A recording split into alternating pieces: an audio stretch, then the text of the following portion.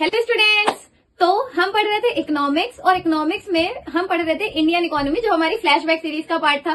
और Indian economy में हमने नेक्स्ट चैप्टर शुरू किया था ह्यूमन कैपिटल फॉर्मेशन। तो ज्यादा बड़ा चैप्टर नहीं है, 2 ही टॉपिक थे इसमें मेजर, एक एजुकेशन और एक हेल्थ। हेल्थ आपके सिलेबस में नहीं है, तो एजुकेशन का जो टॉपिक है वो मैं आज की वीडियो में कवर कराने वाली हूँ। तो एजुकेशन में क्या क्या चीजें हैं, एजुकेशन को कैसे इंप्रूव किया जा सकता है और हमारी कंट्री में एजुकेशन से कैसे ह्यूमन कैपिटल फॉर्म हो सकती है, ये सारी चीजें हम आज की वीडियो में डिस्कस करेंगे। तो चलिए ज्यादा टाइम वेस्ट नहीं करते हैं और वीडियो शुरू करते हैं। आ जाइए। एजुकेशन, तो एजुकेशन क्या होता है और एजुकेशन ह्यूमन कैपिटल फॉर्मेशन में कैसे इंपॉर्टेंट है। तो अगर हमारी कंट्री में अच्छी एजुकेशन होगी, ज्यादा लोग पढ़े लिखे होंगे, लोग स्किल्ड होंगे, तो लोग चीजों से काम अच्छे कर पाएंगे, रिसोर्सेज का यूज अच्छा कर पाएंगे।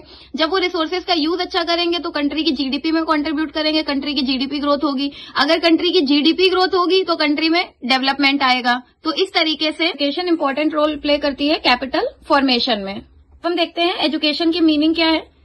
Education is the most important factor which affect the rate of human capital formation of a country.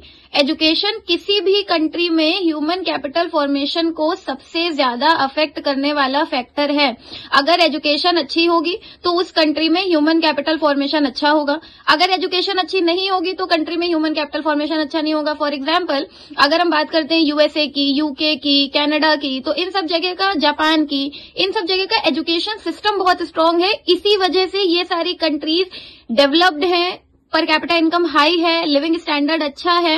Reason उसका क्योंकि उनके यहाँ पे ह्यूमन कैपिटल फॉर्मेशन अच्छा है। मोस्टली लोग आपको वहां पे स्किल्ड मिलेंगे, बट हमारे यहाँ पे ऐसा नहीं है। हमारे यहाँ एजुकेशन सिर्फ से ह्यूमन कैपिटल फॉर्मेशन हो, इसके लिए एजुकेशन को अच्छा करना चाहिए और एजुकेशन बढ़ानी चाहिए ताकि हमारे यहाँ ह्यूमन कैपिटल फॉर्मेशन अच्छा हो जाए, अच्छे लेवल पे हो और कंट्री में जीडीपी ग्रोथ हो, कंट्री का डेवलपमेंट हो। तो एजुकेशन इज दी ओनली की जिससे कि हम कंट्री को सुधार सकते हैं, डेवलप्ड कर सकते हैं, लोगों का लिविंग स्टैंडर्ड बढ़ा सकते हैं, लाइफ क्वालिटी इंप्रूव कर सकते हैं। तो ये सब तभी होगा जब एजुकेशन बेटर होगी। अब देखते हैं government initiative to improve education. Government ने क्या क्या इनिशिएटिव्स लिए हैं ताकि एजुकेशन में इम्प्रूवमेंट आए। पहला, राइट टू एजुकेशन लिए हैं या लेने चाहिए। राइट टू एजुकेशन, सबसे पहले तो गवर्नमेंट को सबसे ज्यादा चेंजेस लाने चाहिए कि हर एक इंसान को एजुकेशन का राइट होना चाहिए। हर एक इंसान को एजुकेशन प्रॉपर मिलनी चाहिए। एटलीस्ट एक एलिमेंट्री लेवल तक एजुकेशन तो सबको मिलनी ही चाहिए।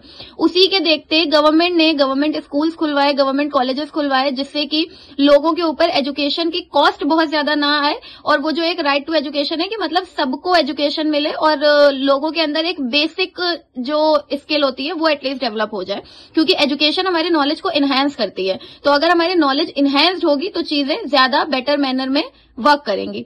तो इसलिए राइट टू एजुकेशन सबके लिए होना चाहिए और इस राइट के बारे में सबको पता होना चाहिए। नेक्स्ट है provision of education cess. Cess का मतलब बच्चों टैक्स होता है। तो एजुकेशन सेस का मतलब है कि आप जो भी एजुकेशन पे टैक्सेस वगैरह लगा रहे हैं उन टैक्सेस में कमी करनी चाहिए। जो टैक्स को भरने का तरीका है वो मॉडिफाई करना चाहिए, उसमें चेंजेस लाने चाहिए, वो सिंप्लीफिकेशन होना चाहिए उसमें, ताकि लोगों को वो महंगा ना लगे, एजुकेशन लोगों को सस्ती लगे और लोग ज्यादा से ज्यादा स्कूल में पढ़ा सके, क्योंकि हमारी कंट्री में पॉवर्टी बहुत है। तो इसके लिए एजुकेशन सेस पे बहुत ज्यादा चेंजेस आने चाहिए।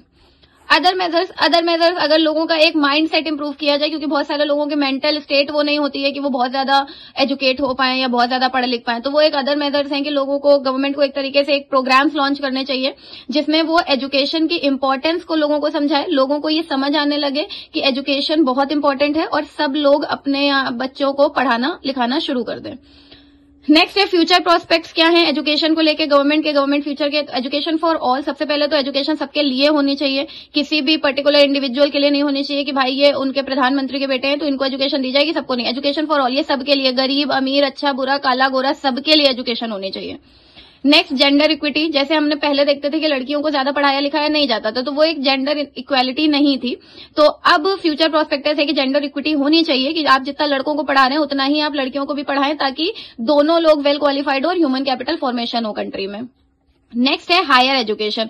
हमारी कंट्री में हायर बहुत सारी ऐसी एजुकेशन है जिसके लिए लोग बाहर पढ़ने जाते हैं, फॉरेन पढ़ने जाते हैं, तो उसके लिए गवर्नमेंट को इनिशिएटिव्स लेने चाहिए और हमारे यहाँ पे भी हायर एजुकेशन के अच्छे मैनेजमेंट होने चाहिए, अरेंजमेंट होने चाहिए, जिससे हमारे यहाँ भी हायर एजुकेशन ऑल्दो पॉसिबल है काफी हद तक, बट और ज्यादा चेंजेस लाने चाहिए ताकि हायर एजुकेशन बहुत ज्यादा सक्सेसफुल हो हमारी अपनी कंट्री में।